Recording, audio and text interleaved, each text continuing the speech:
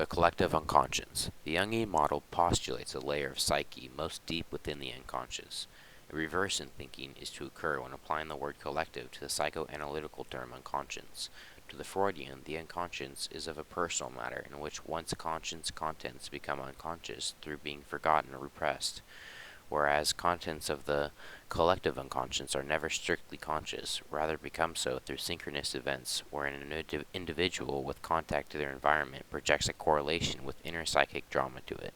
In other words, one is stricken with external happenings as being coincidental to internal ones, yet ascribing to these events significance and personal relevance. Coming from these experiences are a set of broad possibilities out of which is to spring all myth, fairy tale, and religion. The base contents constituting the collective unconscious are called archetypes, which provide a broad structure to undergo unique characterization in the process of conscious elaboration. These archetypes will be, as they regard Lucifer in the events in the biblical story Adam and Eve in the following analysis. Figure. Of the trickster is a dual nature, a contradictoriness of savior and villain, an ambivalent mode of being that makes for his character a wounded wounder, who is the agent of healing, for the sufferer takes away the suffering. Moreover, the trickster behaves to his namesake in a literal demeanor, taking form in various anthropomorphized figures, deceiving any subject of his authentic self.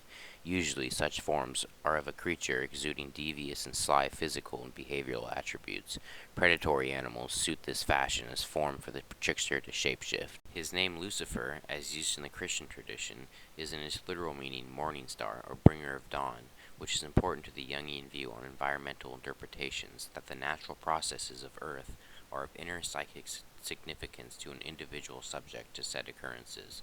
Further, Lucifer's name amplifies his significance as the trickster for its representation of Venus as the morning star, visible from Earth in the east an hour before sunrise and an hour after sunset in the west, revealing the burning truth upon Earth.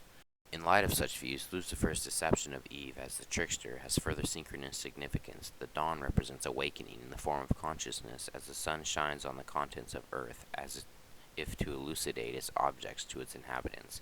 Therefore, Lucifer acts as a figure who enlightens humanity to both good and evil esoteric knowledge of an ambivalent sort, making the mass-minded consciousness innate with the suffering of moral and spiritual quandary wherein an individual is charged with the constant struggle of sin. Here we see Lucifer emerging simultaneously as the savior and villain.